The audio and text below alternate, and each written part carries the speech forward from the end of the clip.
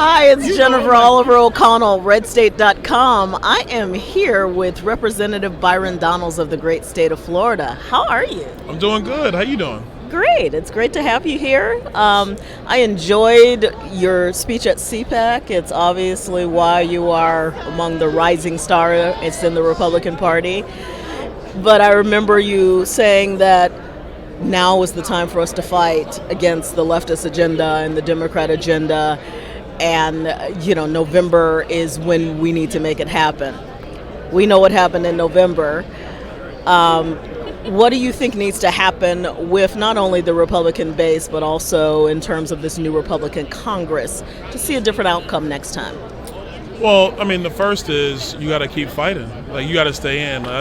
It's like, reels are all over the place now in social media. And there's actually a really cool one, with Kobe Bryant. And it talks about how, well, win or lose, the journey is the same.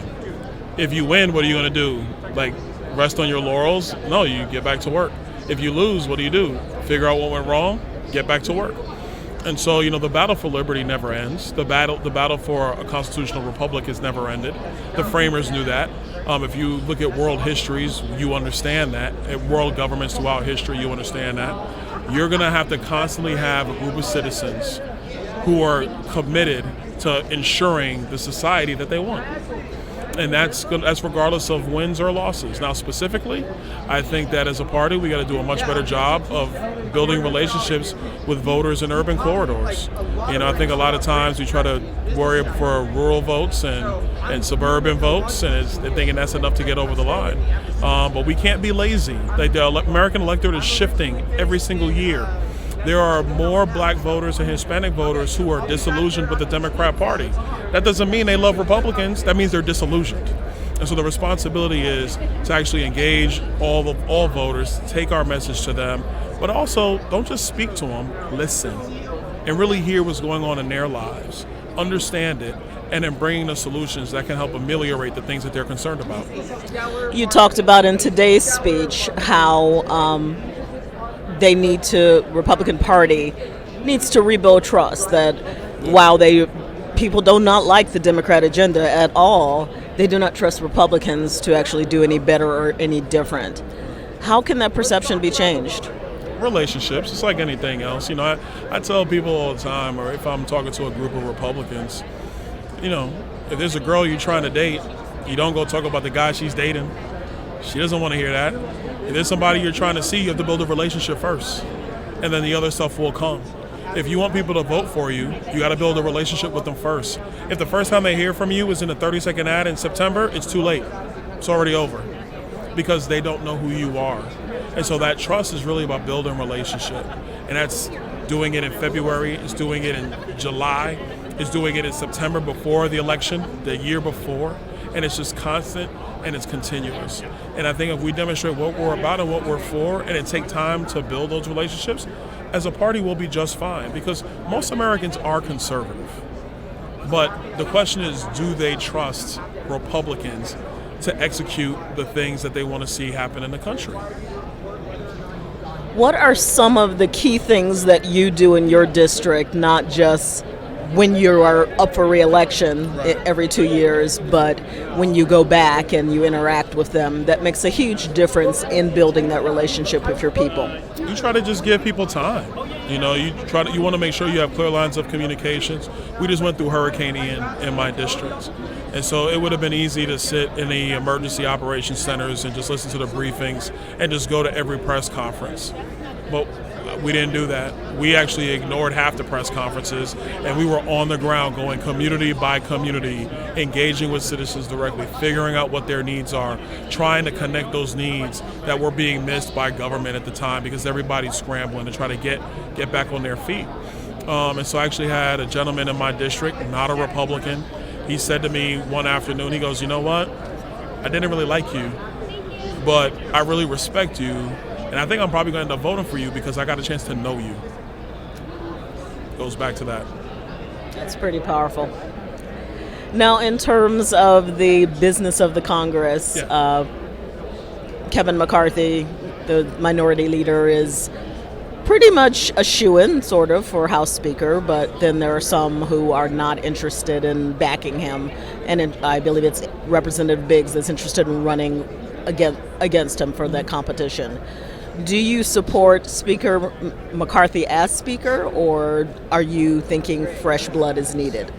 Well, I mean, look, right now, I'm inclined to vote for Kevin, but there's a lot to be done. And so I'm not one that just says, oh, I voted for you, now let me turn a blind eye. No. What I want to see is things transform in Washington, D.C. The House of Representatives, the way it works right now, is not functional. It is not functional at all. We do not have the ability. I guess they're excited about something, but we don't have the ability to actually have the members legislate. Which most people don't understand. Under Speaker Pelosi, we were just button pushers. The bell would ring, you go to the floor, you press the button. There was no dialogue between Republicans and Democrats, no working on bills, or trying to find ways to work through a legislative process to get to good policy. It was whatever the Speaker wanted. And we don't want that. I don't want that. I want a process that is bottom up, where the members who are elected actually represent their constituencies and they legislate, they work on stuff.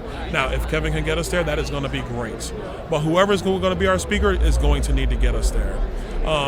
Kevin's got work to do. I want to be blunt on this one. There is work to be done. It's not a done deal on Capitol Hill. And so, we got a couple of weeks now to figure this thing out. The vote's January 3rd. We'll see where we are. But he's got some stuff he's got to do in order to get conservatives to want to be able to fully engage and support him. I think if he can get that work done, I think we figure it out in the third, and then we move on from there. What are, you think, the top 3 issues of this Republican Congress come January? Investigations, the border, and inflation. We are going to have investigations of the agencies. Yes, Hunter Biden's going to get investigated, but it's not just because of Hunter Biden. It's because our view and concern is that the Biden administration's entire agenda is influenced by the business dealings of Hunter Biden and Jim Biden, the president's brother. Nobody really talks about Jim Biden, but that's his brother. And they have been doing business dealings all across the globe at the behest or using the influence of Joe Biden. So you don't sit here and tell me that your family's out here cutting deals and that's got no bearing on what you're doing. Full stop, okay? That's number one. Number 2, we have serious issues at FBI, at Homeland, and at the Department of Justice. It is almost crystal clear now they have influenced elections in the United States by tamping down information and actually pushing propaganda through media, and media has been complicit in that. Which, if you care about democracy, I know my friends on the left, they care about democracy. If you really care about democracy, then you do not suppress free speech. That's number 2. And then number 3, we have to get down to the business of essentially slowing down governmental spending to control inflation. We got to secure our border. We got to stabilize our energy markets and our financial markets. It's a big agenda, but we don't have time to waste. The American people need action, and House Republicans are going to act. What are your plans in terms of furthering the work that was done in Florida and helping your fellow Republicans replicate that across the United States? Well, the first part is for people to understand. One, Ron DeSantis is the best governor in the country. He is America's governor. His leadership has been exemplary. And that is a big reason why our state turned out the way it did in 2022. Now, what does that mean for the other states? They also have to understand Florida has not always been a red state. Florida used to be a blue state. And so when it was a blue state, Republicans, what do we focus on? Taxes on small business, crime, and education. That is where we focus. And I think in these other states, if that is the focus and that's where you go, and build these relationships in urban corridors like we talked about earlier, you can begin to shift a blue state to at least being purple. I told people, I was in Massachusetts, I think is where I was, and I said, look, I know you're a deep blue state, Massachusetts, I get it. At least just be periwinkle. Let's get there, okay? Can we be periwinkle? Yeah. Let's start there, and then you slowly build.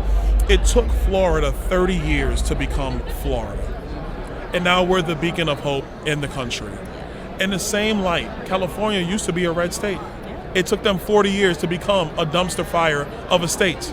So it takes time to build there. And I think that the other states that are kind of in this lurch, Arizona, we can do the job in Arizona. there's low-hanging fruit here to get it done. And so my job will be to help whatever factions need to get pulled together. Let's pull them together. Let's get focused on the thing that actually matters, and that's making sure that the lives of people in the United States continues to be the best in the world, and that the future for our young people is better than the parents who are raising them right now.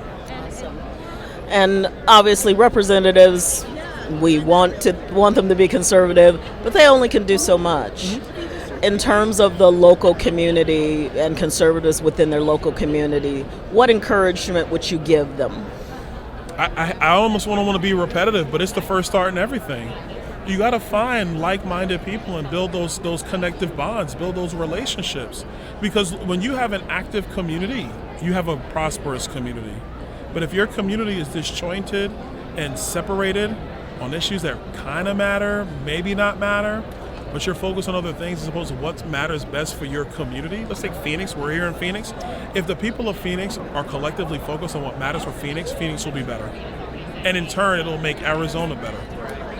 If people are separated and they're divided on emotional issues or whatever the gaslighting moment is of flair of the month from the media, then it divides people into wedge issues, then how can you succeed? A house divided can't stand. A divided church body can't stand. And so the second part is I think that the church has to step up. I think church leaders need to step up. I think parishioners and congregants, they need to step up and start voting their values. I think if they do that, you'll see the United States change a lot faster. But all that starts at the local level. Awesome. Is this your first time at AmFest, or were you here last year? No, I was here last year. Last year was fun. Yeah. What do you think about it? It's a brand new conference. Young conservative voices are spotlighted. What do you think about it in comparison to other conservative conferences? Well, I mean, the one that's most comparable, I would say, is CPAC. Listen, AmFest is awesome. It really is. It's a joy to see young people here and be passionate, care about conservatism. And then the other part is it's really enjoyable to see it grow. You know, the work that Charlie Kirk and his team has done, this thing has grown over years, and it continues to grow. And that's really exciting to see. I think there's a conservative awakening. I don't want to call it a cultural awakening. I think there's a conservative awakening in the United States. And it's going to be, my job, the job of my colleagues, the job of Charlie and his team and many, many others to continue to feed that. And I think if we feed that, not with talking points and just throwing bombs, but with credible opinions, credible solutions, actually being focused on what matters, being solutions focused, I think we're going to win the day. Beautiful. Thank you again, Representative Byron Donalds, for being with us. Absolutely. Have a good afternoon and good rest of the conference, however long you're staying. Oh, yeah. All right. Thank you. Take it easy.